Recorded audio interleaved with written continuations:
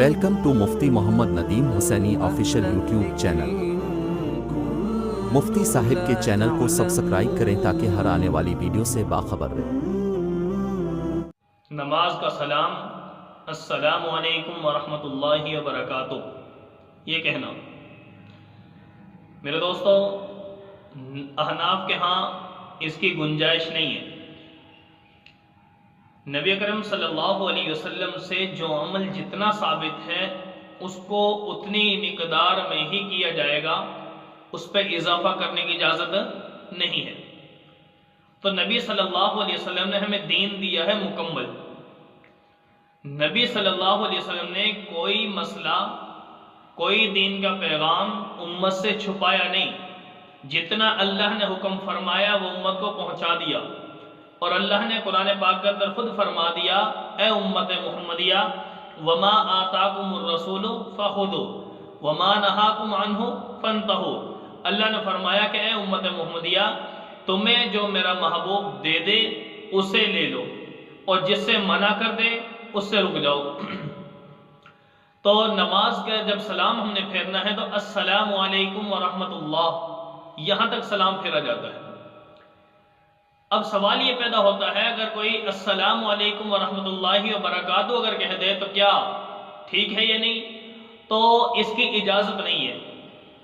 تو میرے دوستو اگر ہم یہ کہنا شروع کر دیں السلام علیکم ورحمۃ اللہ وبرکاتہ، تو تمام کے تمام افراد فوراً ان کے ذہن میں یہ سوال پیدا ہوگا کہ امام صاحب آج آپ نے ایک لفظ کیوں بڑھا دیا کہ ہمارے نبی صلی اللہ علیہ وسلم سے جو اب تک دین چلا آ رہا ہے، آج تک امت جو نمازیں پڑھتی آ رہی ہے، جتنے بھی امام آئے ہیں تمام کے تمام السلام علیکم ورحمۃ اللہ یہاں تک کہتے ہیں، آپ نے برکاتہ کا لفظ کیوں بڑھا دیا؟ تو میرے دوست اس کا بہترین جواب یہ ہے کہ اب نبی اکرم صلی اللہ علیہ وسلم نے ہمیں دین مکمل دیا ہے۔ جو آپ کے ذہن میں یہ سوال پیدا ہوا نا، یہی ہم سمجھانا چاہتے ہیں کہ دین کے اندر اضافہ کرنے کی اجازت نہیں ہے۔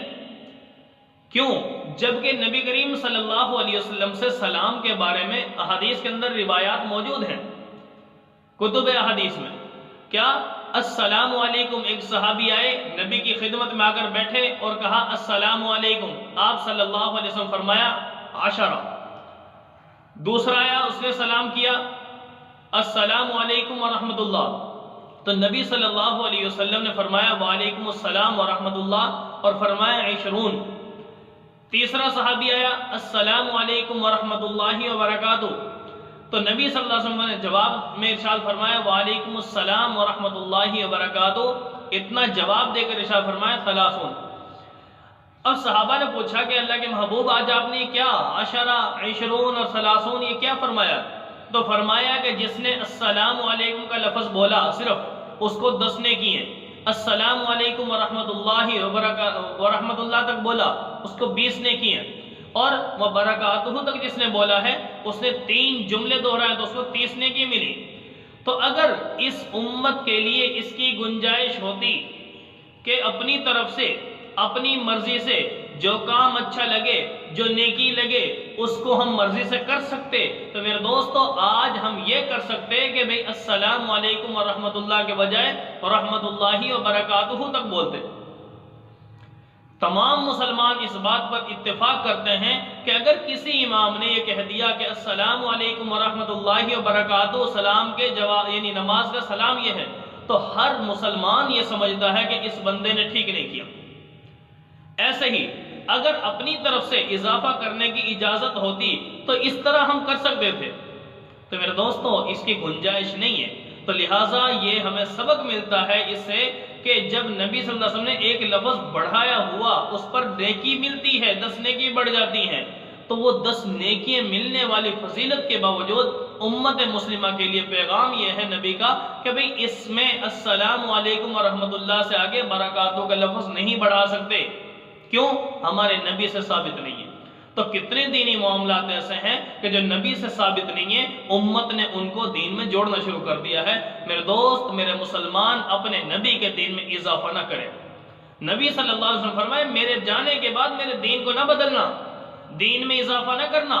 صاف احادیث کے اندر موجود ہے. فرمایا کہ تم سے پہلی امتوں نے اپنے دین کو بدل ڈالا، نبیوں کی شریعت کو بدل ڈالا، جس کی بدولت وہ گمراہ ہو گئے. تو تم ایسا نہ کرنا ورنہ تم بھی گمراہ ہو جاؤ گے. تو یہ ہمیں سبق دیتا ہے کہ نماز کا سلام صرف السلام علیکم ورحمۃ اللہ ہے. تو نبی کرم صلی اللہ علیہ وسلم سے جتنا ثابت ہے اسی پر چلنا یہی سنت ہے. اس کے خلاف چلنا، مرضی کو داخل کر دینا، یہ خلاف سنت کہلاتا ہے. كانوا قليلا من الليل ما يهجعون وبالأسحار